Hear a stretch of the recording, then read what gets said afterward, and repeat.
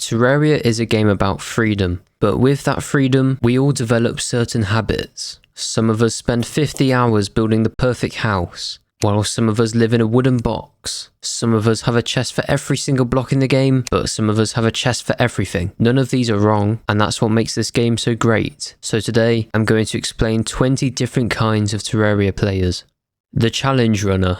And yeah, I'll be honest, this is pretty much me. This is the player who looks at this beautiful game and their first thought is, how can I make this into a miserable experience? Their goal isn't just to beat the game, it's to win in the most inconvenient way possible. They'll try to beat the game with the worst weapons, or restrict themselves to just one biome, or even playing on the hardest difficulty. Honestly, their obsession with making things difficult is probably why they'd spend over a week making a video in the first place. The Item Hoarder. For this player, the trash slot is a feature they are strongly opposed to. Their base is less of a home and more of a vast, chaotic archive of every item they've ever touched. They know on a deep logical level that they will never ever need that stack of 3,000 silk blocks or the broken zombie arm, but the fear of what if is a powerful force. For the Hoarder, the true endgame isn't about defeating Moonlord or crafting the Zenith. It's about finally having enough chests to contain the entire world. The Architect. This is a player who will spend 40 real hours building a magnificent castle for the guide, all while still wearing wooden armor. They often have a single, ancient world they've been working on for years, filled with huge, breathtaking structures, where every single block and wall has been placed with purpose. For them, defeating the Wall of Flesh is a secondary goal. The real boss fight is finally finishing that one floating island project they started 3 years ago.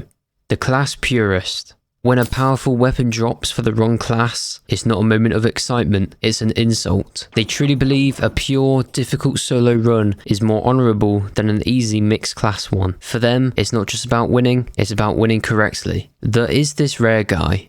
This is a player who dives to their 5th Chaos Elemental and then calmly asks, hey, what does this pink glowy stick do?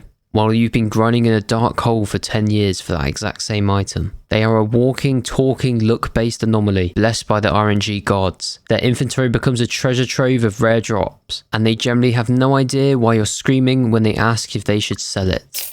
The Walking Disaster. This player only truly thrives in multiplayer, and they are the reason you have trust issues. Their favourite word is oops, which you will usually hear the second after they've accidentally summoned the Wall of Flesh, while you were AFK. They aren't trying to ruin the playthrough, they are just dangerously curious. For them, the goal isn't just to beat the game, it's to find out what every single button does, usually at your expense. The Box Builder.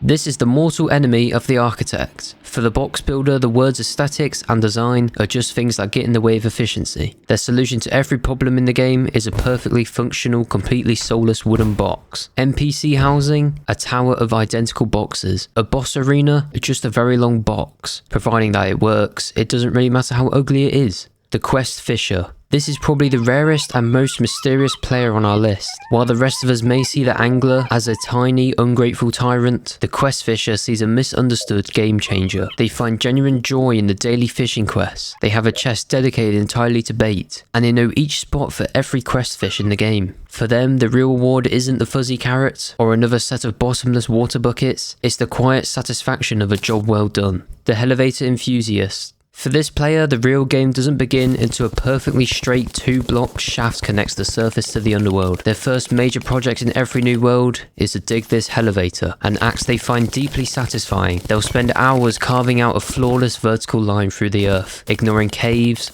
ore, and chests. For this player, the journey isn't about what you find along the way, it's about the pure, interrupted joy of a 30-second fall. The Pylon Perfectionist. This player sees the world not as a place to explore, but as a map that needs to be optimized. Their entire playthrough is a strategic mission with one single goal, establishing a perfect world-spanning pylon network. They'll spend hours moving NPCs around, looking into the wiki to check their happiness levels, just to build the ultimate fast travel system. For them, the ability to teleport from the desert pyramid to their mushroom house in under 3 seconds is the true endgame. The Achievement Hunter.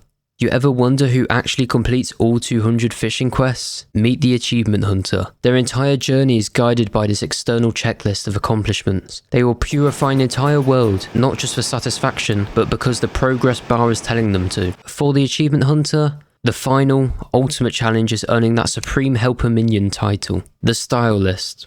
Stats are temporary, but style is forever. That's the motto of the Stylist. You'll find them spending hours in the deepest, most dangerous parts of the world, not searching for life crystals or better weapons, but for a single strange plant. For them, the real victory isn't defeating a boss, it's finding the perfect combination of dye and vanity items that make their character look absolutely incredible. The Pet Collector. Crafting the Zenith is cool and all, but have you ever tried to collect all the pets? That's the real challenge for the Pet Collector. Their entire playthrough is driven by a desire to fill their entire inventory with every critter and companion in the game. They will spend countless hours farming in the tundra for a rare penguin, or master the art of fighting dungeon guardians just to own the bone key. The Pacifist Farmer. For some, combat is a test of skill. For others, it's a problem to be automated. The Pacifist Farmer spends their time building elaborate, fully automated farms for every possible resource. You'll find them sitting safely in a small glass box, watching a complex web of conveyor belts and lava traps do all the dirty work. In their point of view, a goblin invasion isn't a terrifying event, it's just an opportunity for profit. The Gambler.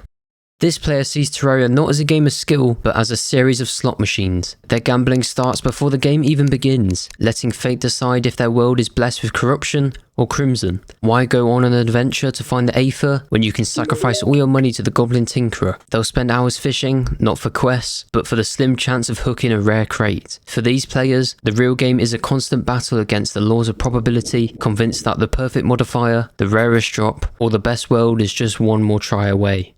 The Noob.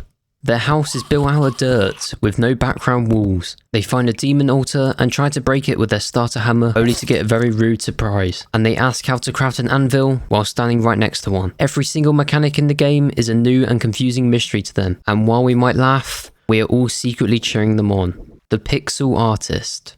This is a special breed of the architect, who sees the world not as a place to live, but as a giant canvas. Their world isn't for progression, it's a gallery of huge, pixel art replicas of characters from their other favourite games. They have deep knowledge of the game's block and paint textures, not for building defences, but for getting the shading just right on a giant portrait of Kirby. For them, the real challenge isn't defeating bosses, it's finally finishing that one massive project they've been planning for months. The Speedrunner. This player moves in ways that seem to defy the laws of physics. In their view, the world isn't a place to be explored, it's a series of obstacles between them and the credit screen. They'll use bizarre glitches like hoiks to travel at impossible speeds, intentionally ignore powerful weapons to save a few seconds, and fight bosses with absolutely bare minimum gear. Their ultimate goal isn't to become powerful, it's to see that final playtime on the screen get just a little bit smaller. The Modded Veteran. You'll find this player in Vanilla Terraria looking deeply confused. After thousands of hours on Calamity Mod or Forum, they've completely forgotten how the base game works. They'll be asking their friends, where's my rage meter? Or wondering why Skeletron isn't dropping any unique crafting materials. For these veterans, the Vanilla experience isn't the main game, it's just a strange, slightly empty version of a mods pack they've been playing for the last 3 years. Lastly, the Wiki is my brain player. This player doesn't just use the wiki, they have become the wiki. Their brain is a vast, searchable database of the drop chances, crafting recipes, and optimal NPC housing arrangements. They have the entire crafting tree for the Ankh shield memorized, and will happily lecture their friends on the exact drop chance of the Cascade Yo-Yo from any enemy in the cavern layer, post-Skeletron. For them, playing the game isn't about discovery, it's about the flawless execution of a plan they've already researched for 6 hours. So there it is, 20 different kinds of Terraria players explained. Make sure to let me know in the comments which kind of player you are, and try to be as specific as possible, because I can see myself being a mix of these, but I'm definitely becoming a challenge runner. But anyway, thank you so much for watching, and I'll see you all later.